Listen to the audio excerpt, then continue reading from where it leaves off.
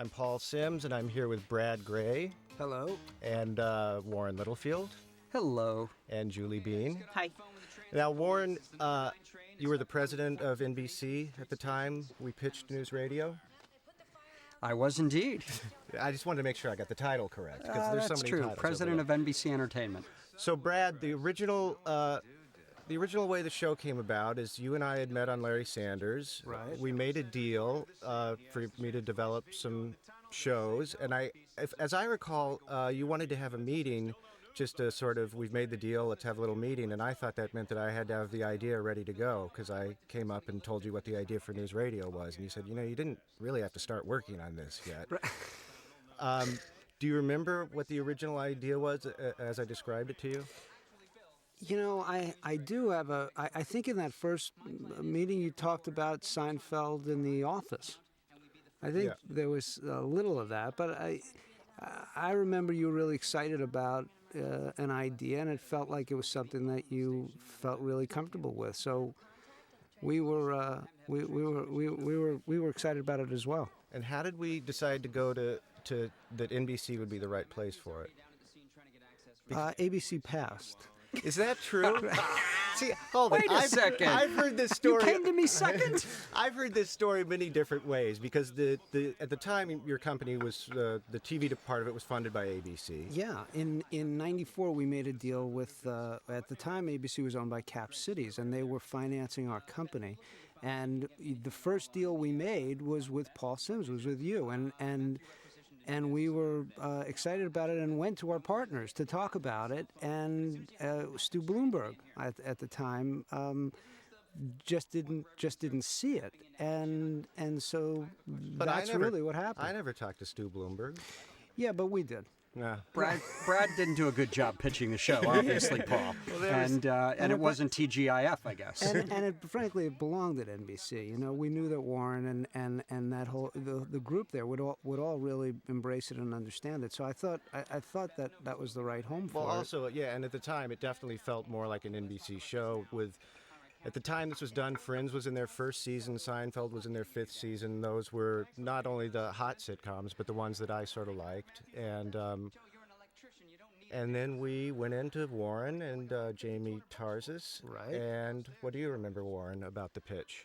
Well, I remember it was smart and funny, which is kind of how we said that's who we wanted to be at NBC in comedy. Our base with audience was urban, college-educated young adults. And, having you, Paul, in the room, I don't remember what you opened with. It wasn't about the pitch. It was just a little bit of a slice of Paul Sims.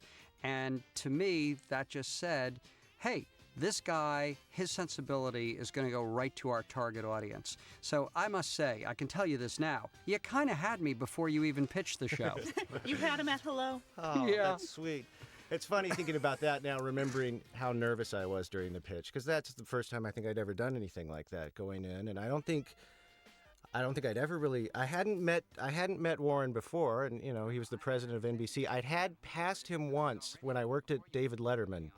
There was one night I was in Dave's office trying to pitch something, and Dave kept me there much longer than he ordinarily would have. Usually I would have been gone already. And I couldn't figure out why he was making small talk. And then when I walked out, I realized that he just wanted to keep you and John Agolia waiting in the outer office. Ah, yes. Well, it was during that period. I was what a lovely the period person on that the was. outside making them say, "Oh, it's just be a minute, just be a minute." I was the That's person right. keeping you guys busy. Oh, my on the Julie outer- was Dave's assistant. I was Dave's Julie, assistant. oh my goodness. So, but then the next time we met, it was in nicer circumstances there during the pitch. Brad, I never knew you were nervous in any way, but you just seemed in your own element. You were talking about characters that you loved, a world you wanted to be in, and it just seemed like that was the perfect connection. It's also a time when there were 24-hour news was going on television all over the place, and radio was also exploding. And so it seemed to me just kind of one of those, well, yeah, this seems like a good adult ensemble character comedy, written, created by you, a home run for NBC. I think it was kind of a no-brainer. Yeah. For you? Well, maybe for Warren, but I think that we went in there with enormous confidence, frankly, and I think that what we were coming, the confidence was based in the fact that Paul had come from the Dave Letterman show, Paul's background on Larry Sanders, and this idea, it all seemed to feel right, and so we were fairly confident in the fact that NBC would embrace it, and that we would find the right home for it. So it really didn't feel like, I don't remember being nervous at all, frankly. But I agree. Well, you weren't the one who had to sit there and talk about the idea. And I know, but yeah. I was very confident in the idea. Well, and I was really confident in you. I really didn't think we were going to have much trouble. I got more confident the night before after I literally practiced it in front of a mirror and with a stopwatch a few times. Just because I thought I should prepare because I'm not a performer in any way. You were extremely well prepared. And I think you actually shared with us after the pitch, after it went really well, when you felt comfortable, I think you said, well, that's good because I was up all night practicing. I think for me, one of the central ideas, that led to the show was at the time with Friends and Seinfeld, which are two of my favorite shows, everyone was sort of chasing that sort of idea, which is about people living in the city, but none of them seemed to have jobs. They would just hang out in each other's apartment, and I felt like, why not do the opposite of that, where it's only at work, because for my life, I lived the last 7 years of my life only at work. Anything, any life event, your birthday happens at work. Where you meet, a girl happens at work, and so that was absolutely the idea. So then, and you know what's interesting, Paul, is it's nearly 10 years later since the show went on the air. And I don't see a defining office comedy since NewsRadio anywhere in the television landscape. Well, you bought one called Just Shoot Me and promoted it more than this, so I don't know how you can say that. Behave now, Paul, behave. No, I found these sessions are better when we get into some conflict. So I went off, and the other thing I remember about this, having subsequently done some pilots that weren't so easy to do and didn't get on the air, was I think there was something about the speed with which we did this that made everything much easier. We pitched it maybe in September, October.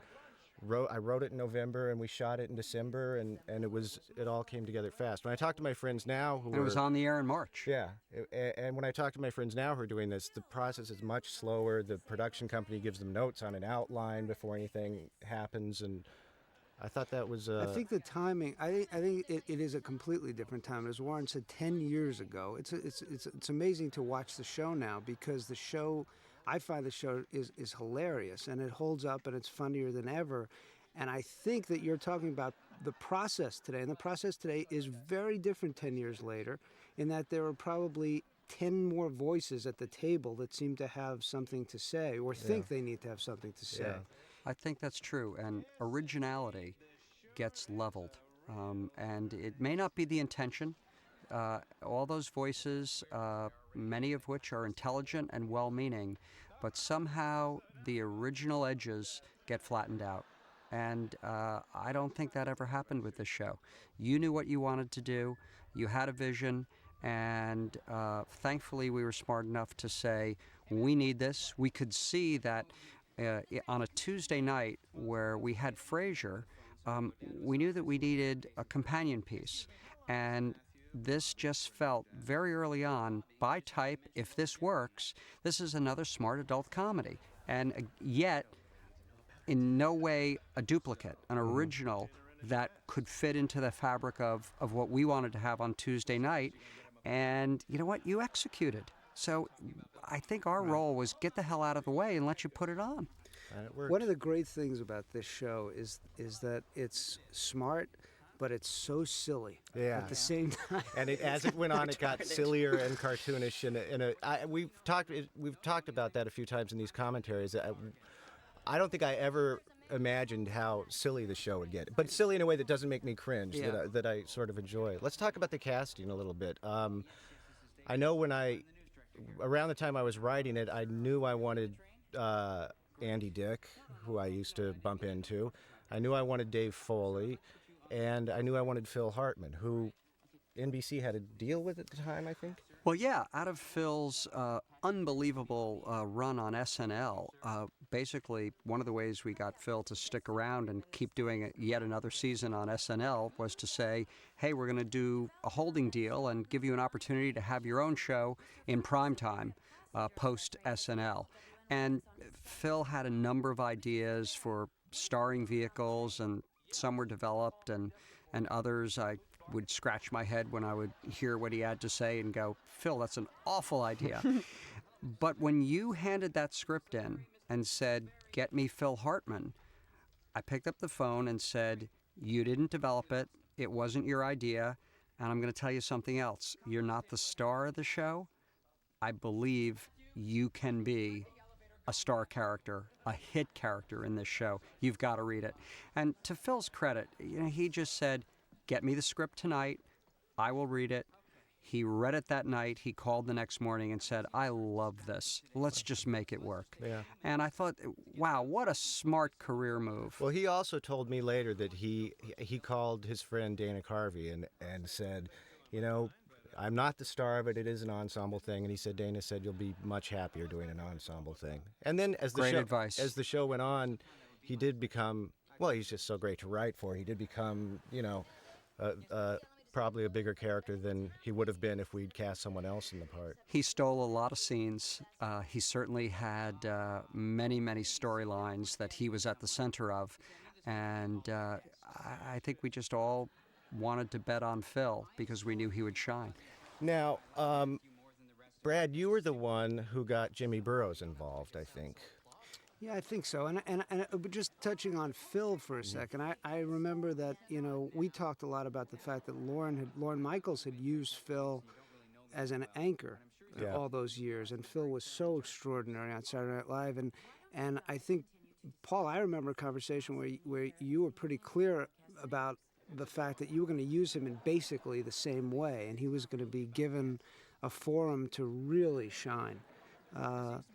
Anyway, and he was always fantastic. He was like a guy that, there was no scene he was ever in where he wasn't really strong. So and also, hey, Maura Tierney is hot. Look at this episode. Brad found Maura Tierney Maura as well. Tierney's I'm remembering this right now. This is the one I do want to point out because I've told Maura many times, but she doesn't believe me. We originally saw her on an audition tape from New York that wasn't particularly well lit, and she looked like a girl I used to sort of know. And I thought, no, she's not really right. And Brad was the one who said, go back and look at the Maura Tierney girl. And I did. Yeah, I think what happened there was we were stuck. I think we got to a place where we go into the table and we really couldn't find it. And we went back and looked at the tapes. And I think we spoke, and we then flew her out, if I remember, Paul. At the table. She came to the table, and we did an audition with Maura and another actress who I can't recall. Two other actresses, literally 10 minutes before the table. And she got the role. Winner gets the show. Yeah, and she was great. And she has a quality that is just beautiful and likable, and I thought, sexy, and all those great things. And she's really just done very well. I mean, she was great in the show, and now she's great on ER. The other trivia note is originally the character of Lisa was supposed to be Hispanic.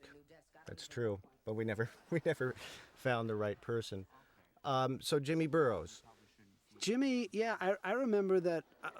I don't remember exactly the call to Jimmy, but I know that we thought that he would be a great help to us. I think that.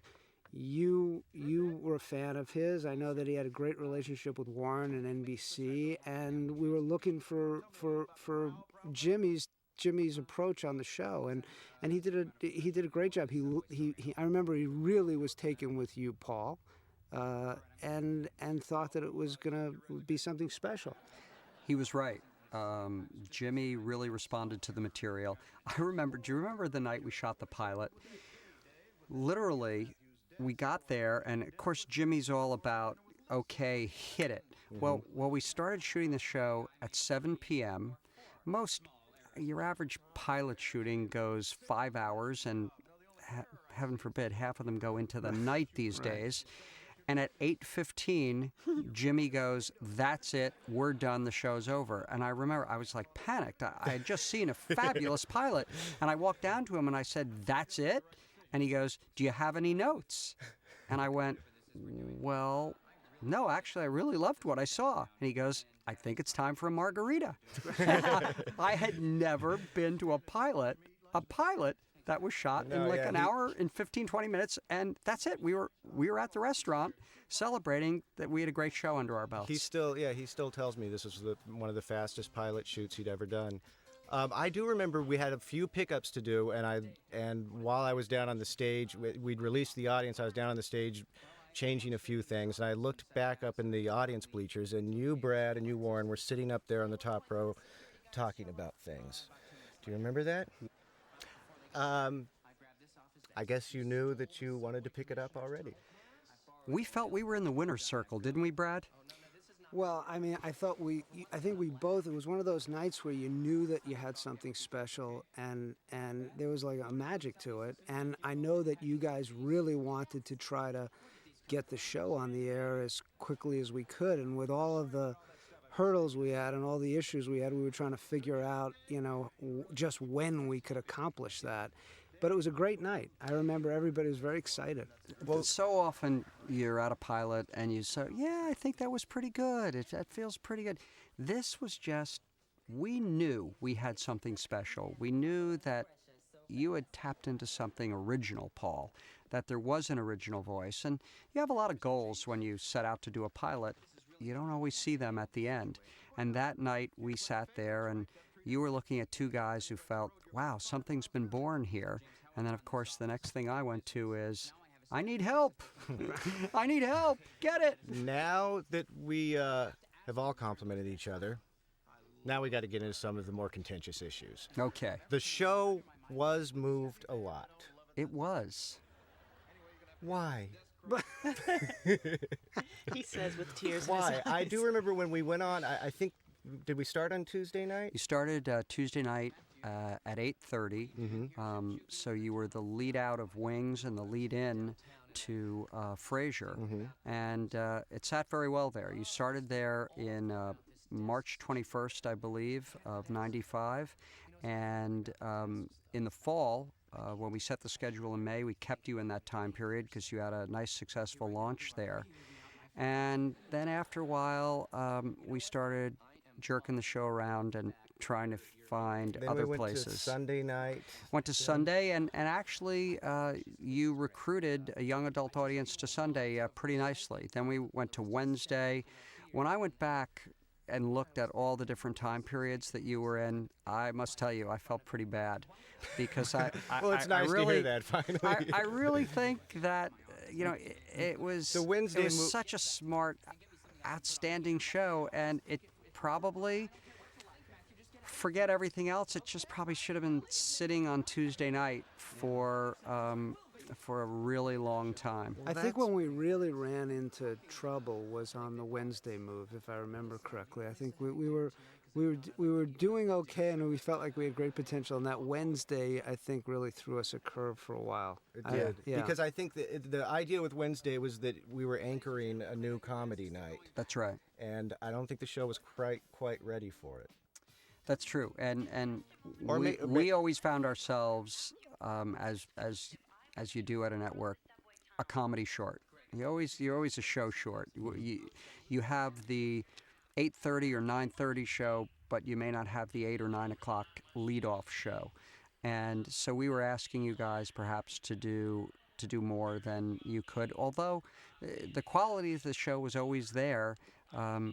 Competitive pressures, we were never trying to kill it, Paul. I know you weren't trying to kill it, but the question was, ultimately, we had a lot of mouths to feed, and we made a mistake. I guess that's what I'm trying to say.